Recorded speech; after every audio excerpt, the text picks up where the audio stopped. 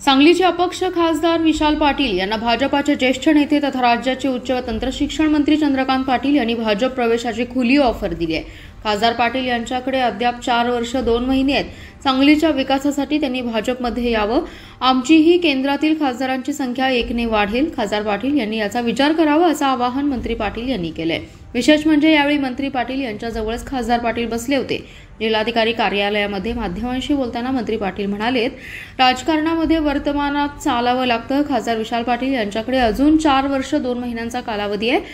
सांगलीच्या विकासासाठी त्यांनी भाजप बरोबर यावं, यामुळे जिल्ह्यातील विकास कामेही मार्गी लागतील। याशिवाय केंद्रातील भाजप खासदारांची संख्याही 1 ने वाढेल। त्यांनी भाजप प्रवेशाची जाहीर ऑफर देतो, त्यांनी या ऑफरचा विचार करावा। विशेष म्हणजे खासदार पाटील यांच्या उपस्थितीतच मंत्री पाटील यांनी त्यांना भाजप प्रवेशाची ऑफर दिल्याने राजकीय क्षेत्रात खळबळ माजली आहे। दरम्यान सांगली कोल्हापूरसह राज्यातील महापूर नियंत्रणाबाबत शासन संवेदनशील आहे। महापूर नियंत्रण उपाययोजनांसाठी 3200 कोटींचा आराखडा तयार करण्यात आला। यामध्ये सांगलीतील पूर नियंत्रणासाठीचा 600 कोटींच्या आराखड्याचा समावेश आहे। यासाठी जागतिक बँकेकडून कर्ज घेण्यात येणार आहे। 50 वर्षांचा करार असेल। सन 2019-2021च्या महापुरामध्ये सांगलीत अनेकांना नुकसान भरपाई देण्यात आली असल्याचंही मंत्री पाटील यांनी सांगितलं।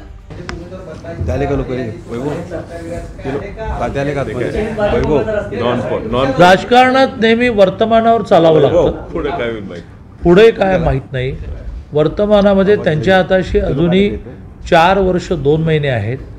मे महिन्यात त्यांचं वर्ष पूर्ण व्हायचं, त्यामुळे 2 महिने आहेत। तर त्यामुळे 4 वर्ष 2 महिन्याच्या कालावधीचा आम्ही विचार करतो आहोत। जर ते बरोबर आले तर आमची केंद्रातली एक संख्याही वाढते आणि मग जिल्ह्यातल्या विकासाच्या कामांना त्यांना जे करायचं आहे त्यालाही सोपं जाईल। म्हणून आम्ही त्यांना जाहीर ऑफर आता पुन्हा एकदा देत आहोत, त्याचा त्यांनी विचार करा। निवडून आलेल्या मी दिली होती।